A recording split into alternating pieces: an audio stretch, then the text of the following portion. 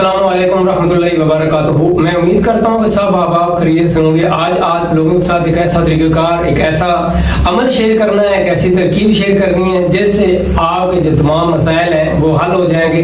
आपकी रुकावटें जो हैं, जो बंदिशें हैं ज़िंदगी के ऊपर लगी हुई हैं, कारोबार के ऊपर लगी हुई हैं, आपकी मुश्किलात जो हैं वो टूट नहीं रही। तो इस हवाले से आज आप लोगों के साथ एक ऐसा तरीक़ाकार शेयर करना है जिससे आपके जो तमाम मसाइल हैं वो हल हो जाएंगे।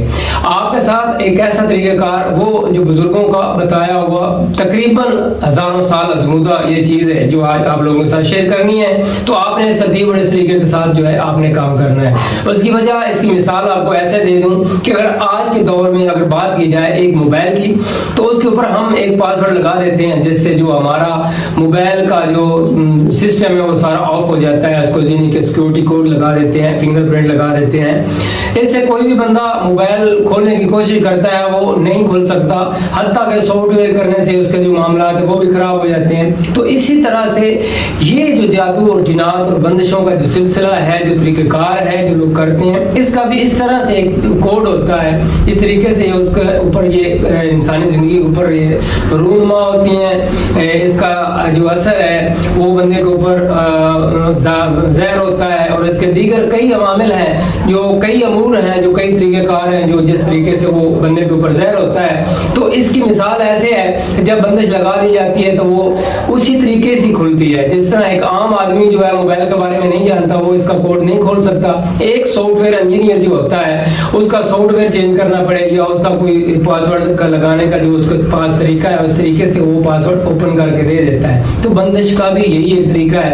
इसके लिए भी आपको एक ऐसे सॉफ्टवेयर इंजीनियर की ज़रूरत है, एक ऐसे रूहानी वाले की ज़रूरत है जिससे वो आपकी जो ज़िंदगी के ऊपर बंदिशें लगी हुई हैं, रुकावटें लगी हुई हैं, कारोबार के ऊपर गिरे लगी हुई हैं और दीगर जो चीज़ें ऐसे हैं जो रूहानी मामलात हैं, जादुई मामलात हैं, तो काली ताकतों के मामलात हैं, वो उसको दूर करने के लिए और उस रुकावटों को ख़त्म करने के लिए वो उसके पास तरीक़ाकार होता है, उसके पास इल्म होता है, उसके पास तरीक़ाकार होता है। वो जो बुज़ुर्गों का बताया हुआ और बुज़ुर्गों का हज़ारों साल अज़मूदा तरीक़ाकार, वो तरीक़ाकार आज आप लोगों के साथ शेयर करूंगा।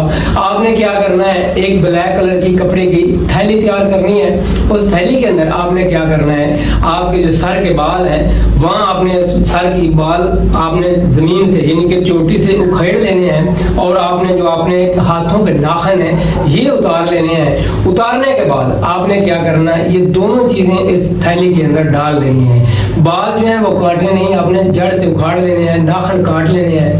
वो किसी कपड़े की वो जो थैली ब्लैक कलर की है वो किसी चीज़ में आप उसके अंदर डाल दें। उसके बाद आपने क्या करना है, आपने उसके ऊपर आपने सूरह फातिहा शरीफ को इस तरतीब और इस तरीके के साथ पढ़ना है। पढ़ने के बाद आपने क्या करना है, उसको ज़मीन के अंदर, बंजर ज़मीन के अंदर आपने उसको दफन कर देना है, दफन कर देना है। और उसके बाद आपने रूहानी गुस्ल करना है।